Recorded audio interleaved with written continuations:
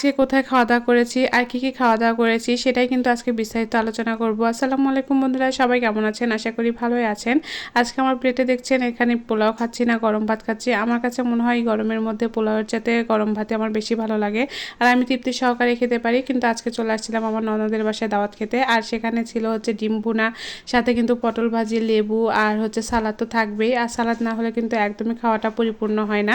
আর দই মিষ্টি তো থাকবে। এখানে আমার ভাগ্নি পোলাও বাড়ছিল আর আমি দেখছিলাম কি রান্না করা হয়েছিল। আমার বাড়ি থেকে কিন্তু আমার ননদের বাড়ি একদমই কাছে, তারপরেও খুব একটা আসা হয় না। যাই হোক, আবার যে আসি না তা না, যখনই মাঝে মধ্যে মনে হয় তখনই কিন্তু চলে আসি। আর এই যে রাস্তাটা দেখছেন, এই রাস্তা দিয়ে কিন্তু আমাদের বাড়িতে যাওয়া যায়। আর সামনে কিন্তু এখানে প্লট আকারে জমি বিক্রি হয়। এখানে আমাদের নওগাঁ শহরের মধ্যে কিন্তু এরকমই, যারা যারা জমি কিনেছে সবাই কিন্তু প্লট করে করে রেখে দিয়েছে। আর আমার ননদের বাড়ি কিন্তু একদমই নতুন, এখানে একদম নতুন বাড়ি করে তারপরে আসছে।